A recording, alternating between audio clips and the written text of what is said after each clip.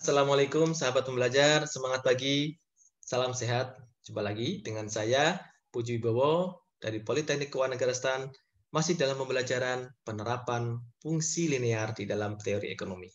Kali ini kita sampai pada pembahasan bagaimana dampak pengenaan pajak yang sifatnya proporsional terhadap titik keseimbangan dari harga maupun barang yang diminta dan ditawarkan oleh penjual, ya. Nah, di sini yang namanya proporsional itu maknanya adalah dia persentase tertentu dari harga jual, ya. Maka perlakuannya adalah spesifik ya, persentase tertentu dari harga jual. Tentu nanti akan sedikit berbeda dengan pajak yang spesifik yang sebelumnya ya. Yang sebelumnya itu kan nominal tertentu ditambahkan dari harga pembeli maupun dikurangkan dari harga penjual. Sementara kalau pajak proporsional berarti persentase tertentu akan mempengaruhi harga penjual ketika memang pajaknya ditanggung oleh penjual, atau persentase tertentu akan mempengaruhi harga pembeli ketika memang pajaknya ditanggung oleh pembeli. Nah, di sini secara umum dari P menjadi P dikurangi tax ya, persentase tax-nya dikalikan P. Sehingga kita bisa sederhanakan menjadi 1 dikurangi T dikalikan P. Inilah T yang merupakan pajak bersifat proporsional ya. Jadi kalau kayak PPN, pajak penjualan yang besar 10 atau 11% itu merupakan pajak proporsional gitu ya. Nah, di sini diilustrasikan sahabat pembelajar bahwa persamaan permintaan suatu barang P sama dengan 15 dikurang Q ya, dan penawarannya 3 plus 0,5 Q. Jika pemerintah menerapkan pajak sebesar 25% dari harga jual, diminta kita menghitung keseimbangan sebelum dan sesudah pajak ya. Maka kalau sebelum pajak gampang ya, tinggal 15 kurangi Q sama dengan 3 plus 0,5 Q sama dengan menghasilkan angka Q sama dengan 8 dan P sama dengan 7. Ini keseimbangan sebelum pengenaan pajak proporsional. Nah, bagaimana setelah pajak proporsional? Ya, tergantung nih. Kita lihat dulu pajak itu ditanggung oleh siapa. Ya, misalkan ditanggung oleh penjual, maka yang terpengaruh adalah harga dari fungsi penawaran. Ya, fungsi penawarannya apa sih tadi? Kita lihat di sini. Oh, fungsi penawarannya adalah P sama dengan 3 plus 0,5 Q.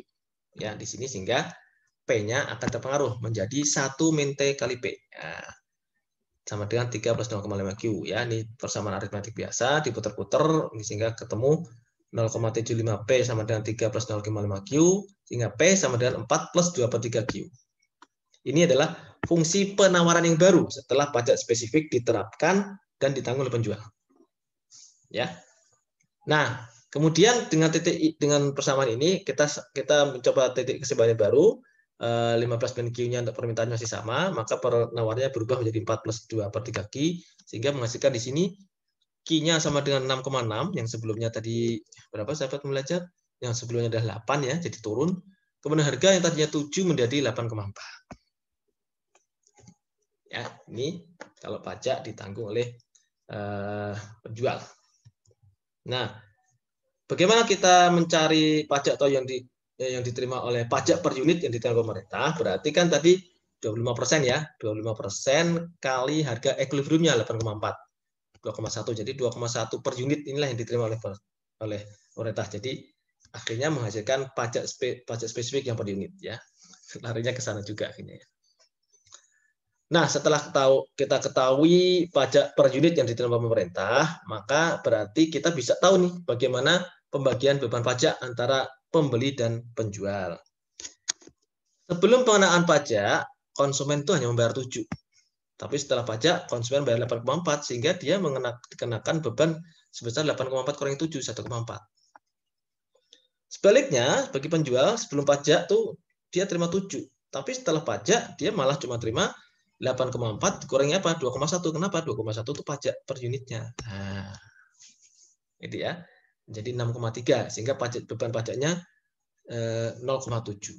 Dari sini, sahabat pembelajar, beban pajaknya dari konsumen lebih tinggi daripada penjual. Kenapa? Bisa jadi karena dia lebih tidak elastis ya. Kita lihat di sini ya, lebih tidak elastis ya dalam harga mutlak ya.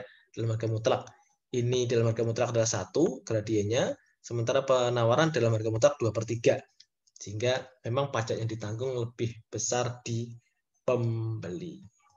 Ya. Nah, pada akhirnya kita diminta menghitung total pendapatan pajak, berarti per unitnya 2,1, unit yang ditawarkan di titik keseimbangan 6,6, maka 2,1 kali 6,6 menjadi 13,86. Inilah yang masuk ke kas negara.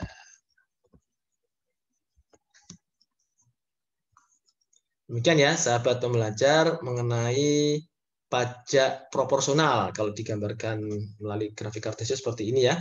Ini sebelum pengenaan pajak ya, fungsi supply-nya seperti ini. Setelah pengenaan pajak proporsional, fungsi supply-nya gini. Jadi slope-nya berubah ya. Slope-nya berubah dari yang tadinya 0,5 menjadi 2,3, berarti slope-nya lebih curam ya, lebih curam karena dia sudutnya lebih bertambah gitu ya. Sementara permintaan nggak mengalami perubahan. Demikian sahabat pembelajar mengenai pengenaan pajak proporsional terhadap titik keseimbangan ya. Di dalam video terakhir nanti kita akan memperlihatkan bagaimana dampak pengenaan subsidi terhadap titik keseimbangan satu barang yang diminta dan ditawarkan. Salam sehat buat sahabat pembelajar semua. Assalamualaikum warahmatullahi wabarakatuh.